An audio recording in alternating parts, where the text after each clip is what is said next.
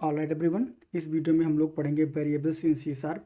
Variables क्या होते हैं, कैसे हम लोग वेरिएबल क्रिएट करते हैं, कैसे उनको डिक्लेयर करते हैं, कैसे इनिशियलाइज करते हैं, वेरिएबल क्रिएशन के क्या रूल्स होते हैं, नेमिंग के क्या रूल्स होते हैं। ये सारी चीज़ें हम लोग इस वीडियो में देखेंगे। और ये वीडियो देखने के बाद वेरिएबल्स से रिलेटेड आपके सारे कॉन्सेप्ट जो हैं वो क्लियर हो जाएंगे।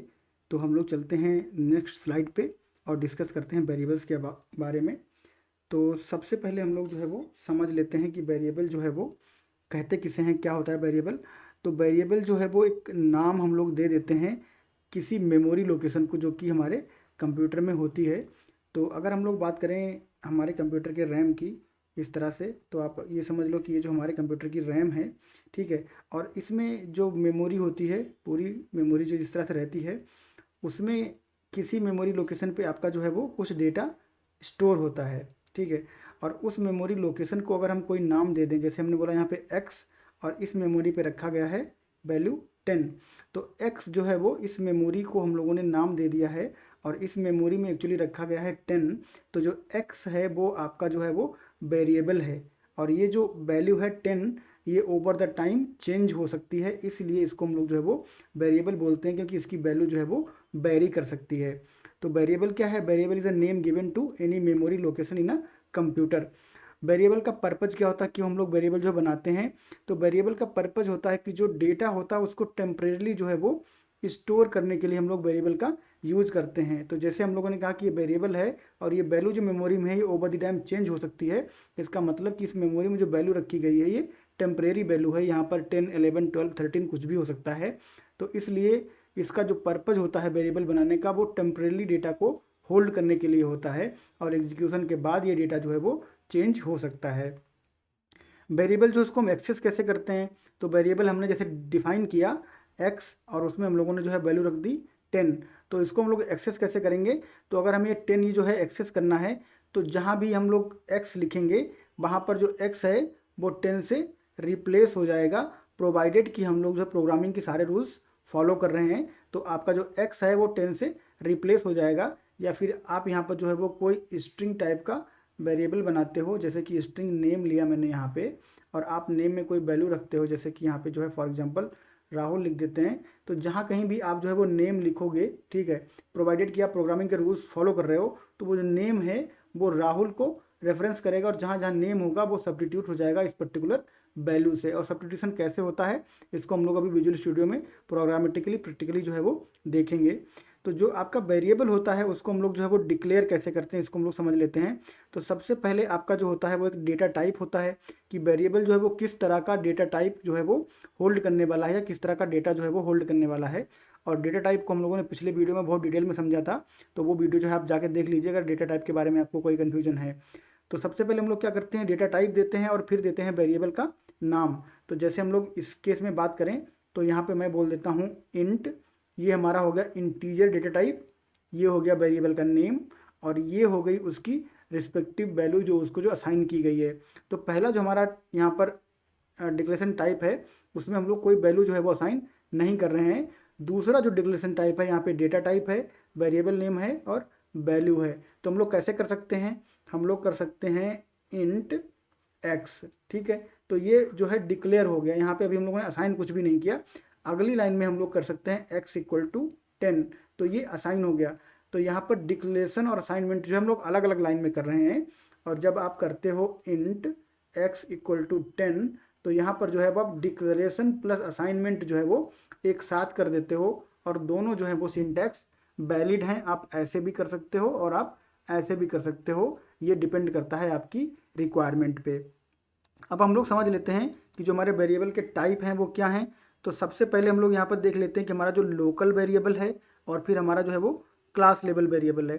तो लोकल वेरिएबल क्या होता है? लोकल वेरिएबल जो आपके क्लास में मेथड होते हैं उनके अंदर जो वेरिएबल डिफाइन होते हैं वो लोकल वेरिएबल होते हैं। तो जैसे हम लोग ये समझ लें कि हमारी एक क्लास है यहाँ पर, ठीक है, और इस क्लास में हमारे पास मेथड हैं। तो पहले मान लेते हैं कि हमारे पास m1 मेथड है, ठीक है, m2 मेथड है, और यहाँ पर हमारे पास जो है वो m3 मेथड है।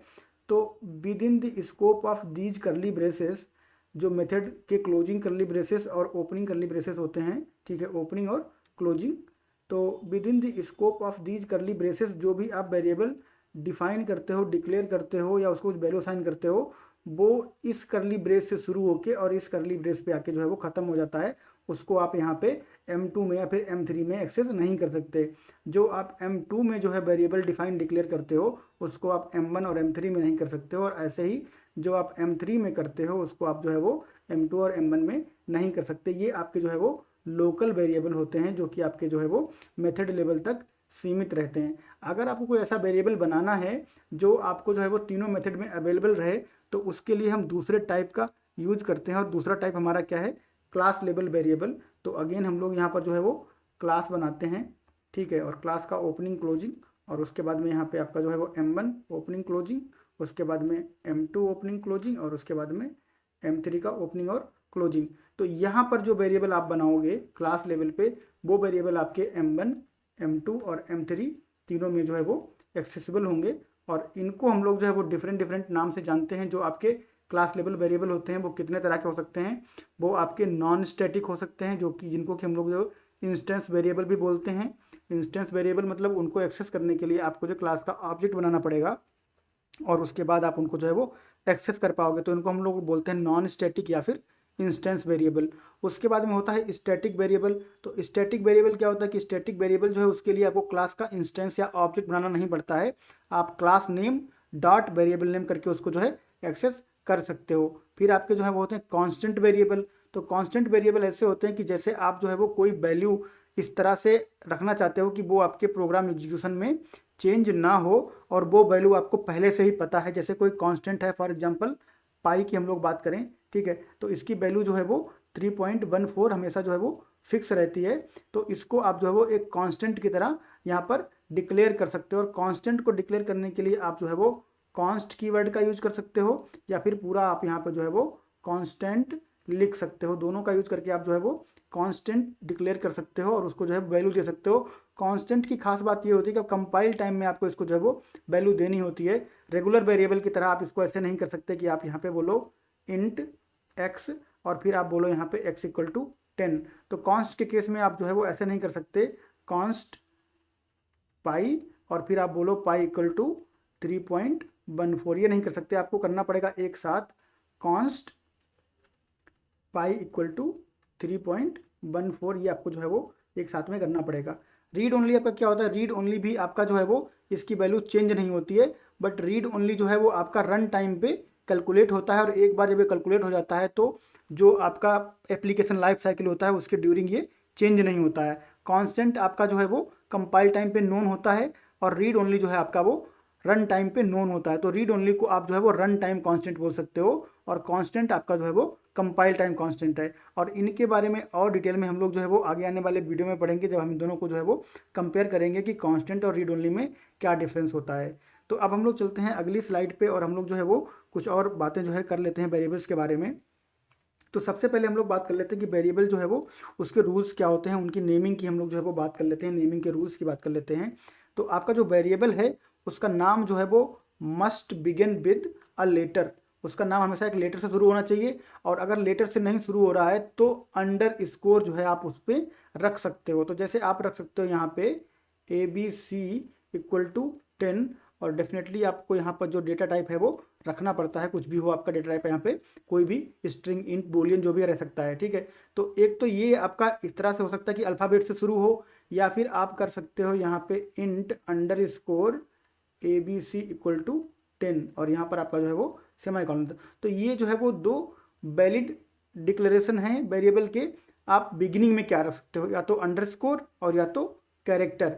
अगर आप कहते हो इंट 1ABC इक्वल टू 10, तो ये जो है वो इनवैलिड है, क्योंकि नंबर जो है वो बिगिनिंग में नहीं हो सकता, ठीक है, नंबर आपका बिगिनिंग में नहीं हो सकता। अब हम लोग देखते हैं कि जो वेरिएबल हैं वो आपके केस सेंसिटिव होते हैं। अगर आपने लिखा string name with capital N और आपने लिखा string name with lower case n, तो क्या होने वाला है कि आपका जो name with upper case n is different than name is lower case n, तो दोनों जो है वो डिफरेंट हैं। ये चीज़ आपको जो है वो ध्यान रखनी है कि C# जो है वो केस सेंसिटिव प्रोग्रामिंग लैंग्वेज है, तो इसमें केस सेंसिटिविटी जो है वो मायने रखती है, इसका आपको जो है वो ध्यान रखना पड़ेगा, ठीक। अब जो वेरिएबल हैं उनको आप कंस्ट्रक्ट कर सकते हो डिजिट से और लेटर से, ठीक है। तो ये बात आपको जो है ध्यान रखनी पड़ेगी कि डिजिट आपकी बिगिनिंग में नहीं आ सकती है, लेकिन डिजिट्स को आप यूज कर सकते हो। तो अगर आप लिखते हो यहाँ पर इंट A1BC = 20, तो ये आपका जो है वो एक वैलिड नेम है, ठीक है। तो डिजिट जो है वो आपकी बीच में कहीं पे आ सकती है, लास्ट में आ सकती है, पर बिगिनिंग में नहीं आ सकती है, ये आपको ध्यान रखना पड़ेगा। तो variable can be constructed with digits and letters, no special symbols are allowed other than underscore, ठीक है। तो अंडरस्कोर जो है आप बिगिनिंग में यूज कर सकते हो, जैसे अंडरस्कोर ABC, ठीक, या फिर आप ऐसे यूज कर सकते हो A_BC, या फिर जो है वो AB_C। इस तरह से आप जो है वेरिएबल बना सकते हो, बट अदर देन अंडरस्कोर कोई भी स्पेशल कैरेक्टर आपको अलाउड नहीं होता है। अगर आप ऐसे करते हो @ABC, तो ये जो है वो वैलिड नहीं है। अगर आप करते हो A और फिर हैश लगा देते हो, पाउंड साइन लगाते हो, तो फिर करते हो BC, तो ये जो है आपका वैलिड डिक्लेरेशन नहीं है, ठीक है। तो अंडरस्कोर के अलावा कोई भी आपका जो स्पेशल कैरेक्टर है वो एक्सेप्टेबल नहीं है वेरिएबल नेमिंग में। तो हम लोग देख लेते हैं कि कुछ वैलिड नेम जो है वो क्या हो सकते हैं। टोटल सेल्स आपका एक वैलिड नेम है, ठीक है। उसके बाद में हाइट आपका वैलिड नेम है। अंडरस्कोर वैल्यू आपका वैलिड नेम है। अंडरस्कोर जो है वो हम यूज कर सकते हैं। This is the only special character that can be used in any variable name, ठीक है।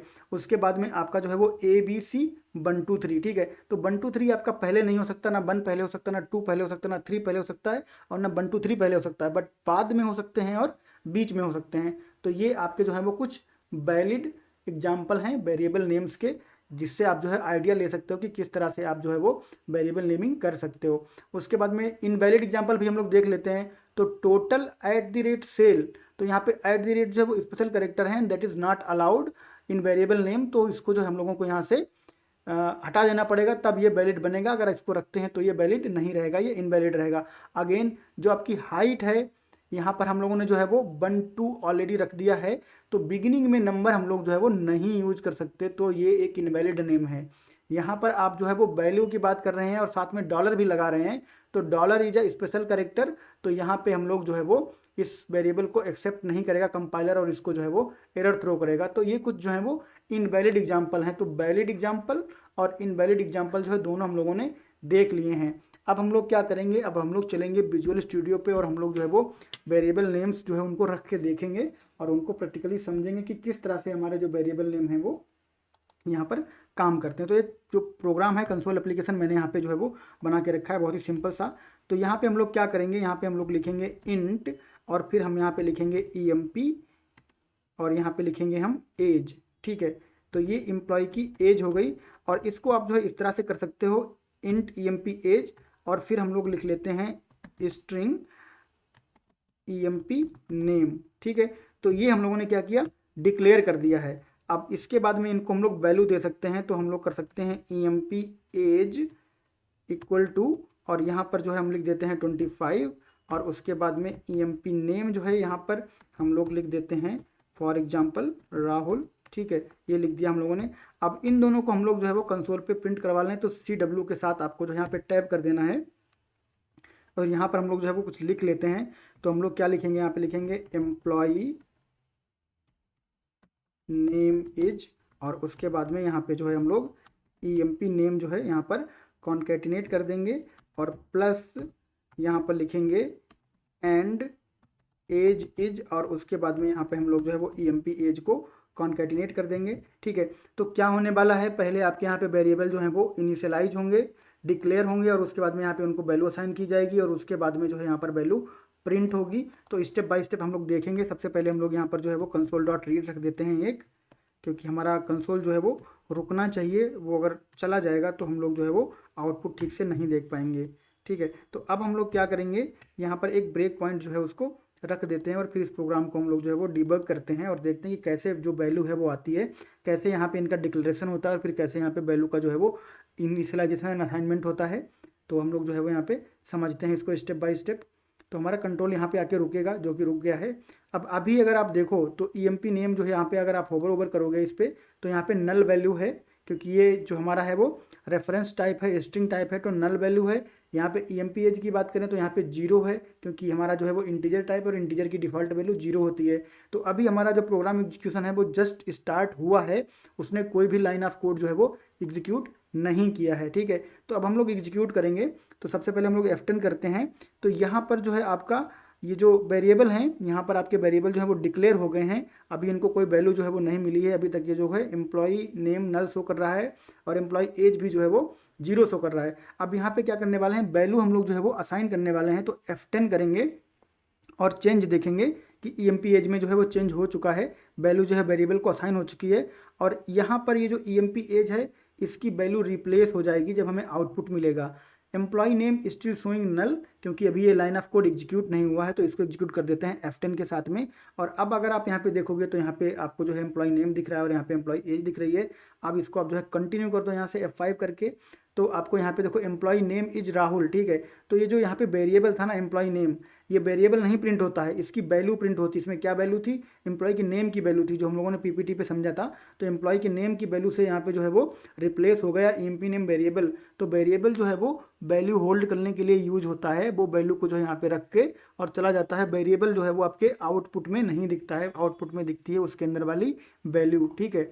अब ये जो वैल्यू हमें दिख गई है, अब हम लोग समझ लेते हैं कि ये जो है वो टेम्परेरी वैल्यू कैसे होल्ड करता है। टेम्परेरी का क्या मतलब है, इसको हम लोग जो है वो समझ लेते हैं।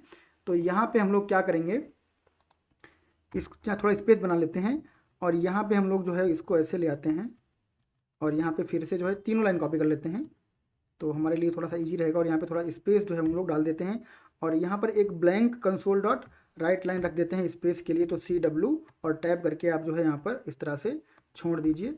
और उसके बाद में हम लोग क्या करेंगे, ये लाइनें जो है कॉपी कर लेंगे और फिर मैं आपको दिखाऊंगा कि टेम्परेरी जो वेरिएबल है उसका मतलब क्या होता है, कि वेरिएबल टेम्परेरी जो है वैल्यू होल्ड करता है।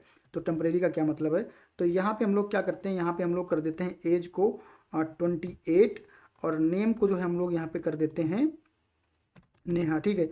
तो ये आपका हो गया इस तरह से दूसरा एम्प्लॉय, ठीक। अब देखो वेरिएबल हम लोगों ने यहाँ पे जो है बनाया है, उसको यहाँ पे हम लोगों ने जो है डिक्लेयर किया है। फिर पहले एम्प्लॉय के लिए हम लोगों ने यहाँ पे वैल्यू दी है, सेम वेरिएबल को दूसरे एम्प्लॉय के लिए हम लोगों ने यहाँ पे वैल्यू दी है। तो क्या कर रहे हैं, इफेक्टिवली हम लोग वेरिएबल को रीयूज कर रहे हैं। और यहाँ पर जो काम खत्म होने के बाद वेरिएबल का, अगेन उस वेरिएबल को हम लोग दूसरी वैल्यू दे रहे हैं। तो ये दूसरी वैल्यू जो है पहली वैल्यू को ओवरराइड कर देगी, जैसा हम लोगों ने पीपीटी पे समझा था कि आपका 10 था, फिर 10 से 11 हो जाएगा, 12 हो जाएगा। वैसे यहाँ पे आपका 25 है, यहाँ पर आपका जो है वो राहुल है, तो यहाँ पे 28, यहाँ पे नेहा हो जाएगा। तो इसको हम लोग रन करवाते हैं, तो आपको जो है इसका टेम्परेरी नेचर जो है वो समझ में आएगा वेरिएबल का, कि वेरिएबल किस तरह से जो है वो टेम्परेरी होता है। तो यहाँ पर हम लोग जो है वो आउटपुट अभी देखेंगे। इसको मैं जो है कंटिन्यू कर देता हूँ क्योंकि प्रोसेस हम लोग समझ चुके हैं। तो यहाँ पे देखिए एम्प्लॉई नेम पहले जो प्रिंट हुआ वो राहुल और उसके बाद में एज प्रिंट हो गई, और दूसरी बार में प्रिंट हुआ है नेहा और उसके साथ में एज प्रिंट हो गई है। तो एक ही वेरिएबल को हम लोगों ने जो है 2 बार यूज किया। आप इसको 10 बार यूज कर सकते हो, 100 बार यूज कर सकते हो, आपकी मर्जी, जैसी आपकी रिक्वायरमेंट हो। बट वेरिएबल का जो कॉन्सेप्ट है कि टेम्परेरली ये वैल्यू होल्ड करता है। तो यहाँ तक क्या था कि जब तक आपका एम्प्लॉय नेम जो ये प्रिंट हो रहा था और उसके बाद में ये लाइन ऑफ कोड जो है वो एग्जीक्यूट हो रहा था, तब तक इसमें जो राहुल और 25 वैल्यू थी, जैसे ही वो ये लाइन एग्जीक्यूट किया तो एम्प्लॉय एज हो गई 28, 28 और एम्प्लॉय का नेम अगली लाइन में हो गया नेहा। तो रिप्लेस हो गई वैल्यू, यानी कि पहली वाली वैल्यू को जो है अगली वाली वैल्यू ने रिप्लेस कर दिया, यानी कि ये वैल्यू टेम्परेरी थी, ये फिक्स नहीं थी, इसको यहाँ पे जो है वो रिप्लेस कर दिया गया है, ठीक है। तो इस तरह से वेरिएबल जो है वो टेम्परेरी वैल्यू को स्टोर करता है। अब दूसरा हम लोग देख लेते हैं कि ये जो वेरिएबल हम लोगों ने यहाँ पे बनाए हैं, ये वेरिएबल हमको जो है वो किसी और मेथड में एक्सेसिबल नहीं होते हैं, क्योंकि हम लोगों ने देखा था कि उसका स्कोप जो है वो मेथड तक रहता है। और अगर आपको वेरिएबल चाहिए हैं जो आपके सारे मेथड में अवेलेबल रहें तो आपको क्लास लेवल पे बनाने पड़ते हैं। तो इसको भी हम लोग जो है वो समझ लेते हैं। तो मैं यहाँ पे एक मेथड बना लेता हूँ, ठीक है। तो मैं यहाँ पे लिख देता हूँ स्टैटिक और वाइड, और यहाँ पर मैं कर देता हूँ सम, ठीक है। और यहाँ पर जो है मैं यहाँ पर जो है वो लिख लेता हूँ, ये लाइन ऑफ कोड कॉपी कर लेता हूँ, यहीं पे इसको जो है मैं पेस्ट कर देता हूँ। और जैसे मैं यहाँ पे पेस्ट करूँगा आप देखोगे कि आपको यहाँ पे जो है वो रेड स्क्यूली आ गई है, क्योंकि ये कह रहा है कि आपका जो एम्प्लॉय नेम है वो करंट कॉन्टेक्स्ट में नहीं। और कॉन्टेक्स्ट की हमने बात क्या की थी कि ओपनिंग कर्ली ब्रेसेस और क्लोजिंग कर्ली ब्रेसेस जो है वो करंट कॉन्टेक्स्ट होता है। यहाँ पर अगर आप यहाँ पे बात करो तो इस वेरिएबल के लिए करंट कॉन्टेक्स्ट क्या है, ओपनिंग करली ब्रेसेस इस मेथड का और क्लोजिंग करली ब्रेसेस, ठीक है, क्योंकि ये मेथड के अंदर जो है वो डिक्लेयर हुए हैं। तो इन वेरिएबल्स का कॉन्टेक्स्ट यहाँ से शुरू होता है और यहाँ पे ख़त्म हो जाता है, तो यहाँ पे हम लोगों को नहीं मिलेंगे। अगर हमें यहाँ चाहिए हैं ये, तो हमारे पास एक तरीका ये है कि इनको हम लोग यहाँ पे जो है वो रीडिक्लेयर करें इस तरह से, ऐसे, ठीक है।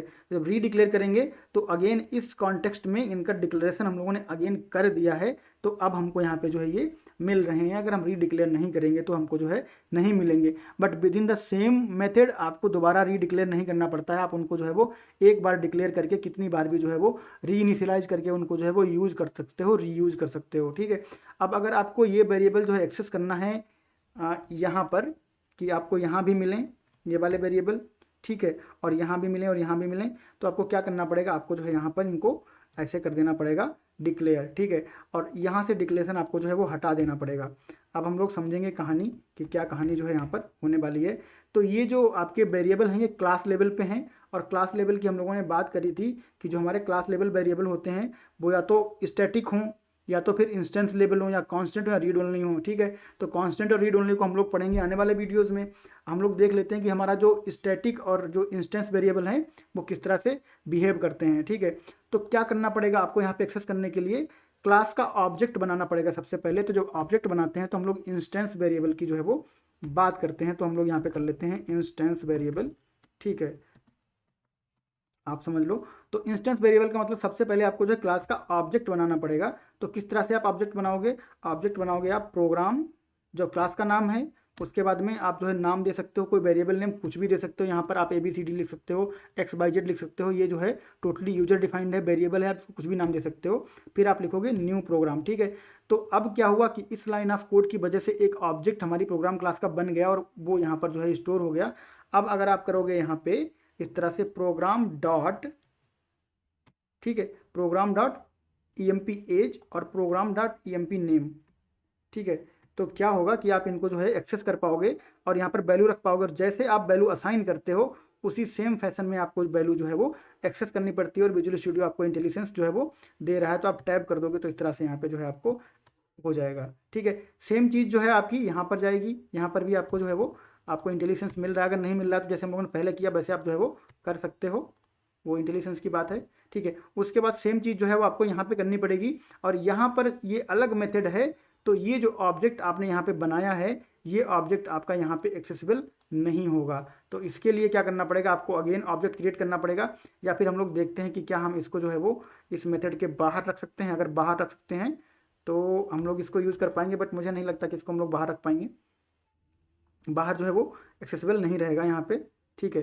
तो इसको हम लोग क्या करते हैं, इसको हम लोगों को जो है, क्योंकि इंस्टेंस फिर करना पड़ेगा, क्योंकि ये भी जो है बाहर रखे हैं और ये भी इंस्टेंस लेवल है, तो ये भी जो है इंस्टेंस लेवल हो जाएगा। तो इसको हम लोग Ctrl Z कर लेते हैं और यहाँ पर हम लोग जो है वो एक और ऑब्जेक्ट बनाएंगे, जो हमारा ऑब्जेक्ट रहेगा इस पर्टिकुलर मेथड के लिए। यहाँ पे हम लोग ऑब्जेक्ट बना देंगे और उसके बाद में यहाँ पर हम लोग जो है वो इसको थोड़ा सा नीचे ले आते हैं ऐसे, और वहाँ पर हम लोगों ने इसको नाम दिया था प्रोग्राम। यहाँ पर हम लोग जो दे सकते हैं प्रोग्राम 1, प्रोग्राम 2, जैसा कि मैंने बोला था आप कोई भी नाम जो है वो दे सकते हो। और इसको आपको यहाँ से जो है वो कॉपी करना है और फिर आपको यहाँ पे जो है इसको ऐसे चिपका देना है लाइक दिस। तो अब आपको जो है यहाँ पर इसको रख देना है ऐसे, और अगर आपको इंटेलिजेंस यहाँ पे मिलती है तो ठीक है, नहीं मिलती है तो आप जो है इसको यहाँ पे पेस्ट कर सकते हो। इस केस में भी इंटेलिजेंस जो है वो मिली नहीं है तो कोई बात नहीं है, ठीक है। तो अब क्या होगा कि अब ये जो वेरिएबल है हम लोगों ने यहाँ पे एक बार क्लास लेवल पे इसको डिक्लेयर कर दिया और फिर क्लास का ऑब्जेक्ट बना के हम लोगों ने उनको जो है वो एक्सेस कर लिया है। अब इसका आउटपुट हम लोग देख लेते हैं, फिर हम लोग स्टैटिक वेरिएबल्स की जो है वो बात करेंगे कि स्टैटिक वेरिएबल हम लोग किस तरह से बना सकते हैं और फिर कैसे उनको जो हम लोग यूज कर सकते हैं।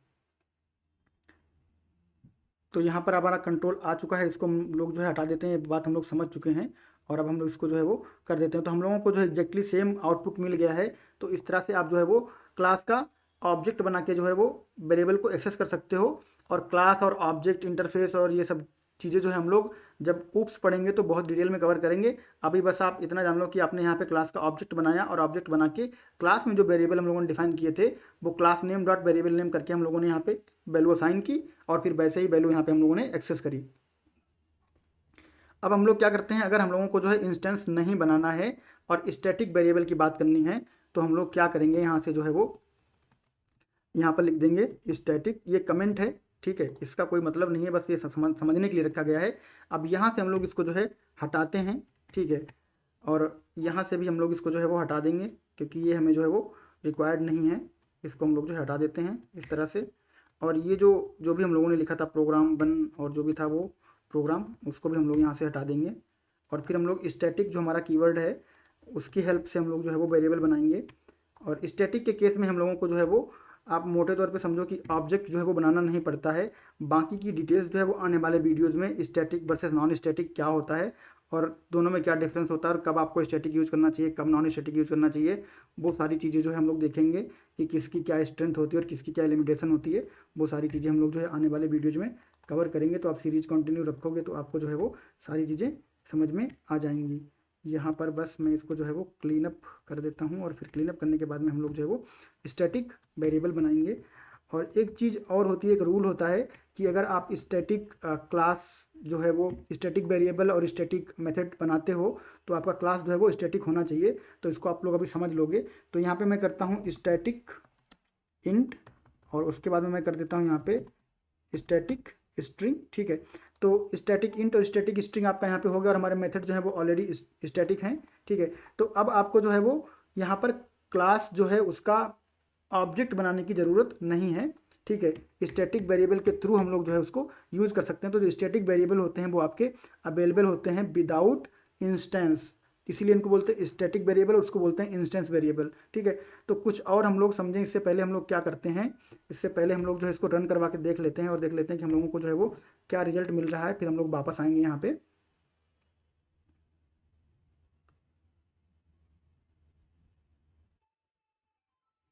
तो ऑलराइट, हम लोगों को जो है वो बिल्कुल एग्जैक्टली सेम रिजल्ट जो है वो मिल गया है। तो यहाँ पे हम लोगों ने क्या किया है कि स्टैटिक जो हमारे वेरिएबल हमको बना दिया है। अब अगर आप चाहो तो इनको ऐसे भी एक्सेस कर सकते हो जैसे हम लोगों ने इंस्टेंस के केस में किया था। तो इंस्टेंस बनाना पड़ा था, यहाँ पे हमको इंस्टेंस जो है वो नहीं बनाना पड़ेगा। आप सिंपली जो है वो क्लास नेम लिख के जो है इसको आप यहाँ पर एक्सेस कर सकते हो। और आप जैसा कि देख सकते हो कि यहाँ पे क्लास नेम जो है आपका वो यहाँ पर ग्रेड आउट है, हाईलाइटेड नहीं है। इसका मतलब क्या है कि आप सेम ही क्लास में हो तो क्लास नेम रखना जो है वो ज़रूरी नहीं है, क्लास नेम लिखना ज़रूरी नहीं है। आप बिना क्लास नेम के भी यूज़ कर सकते हो। बट अगर यही आप किसी दूसरे क्लास में यूज़ करोगे तो आपको क्लास नेम जो है वो लिखना पड़ेगा, आपको फुल्ली क्वालिफाइड नेम जो है वो बताना पड़ेगा।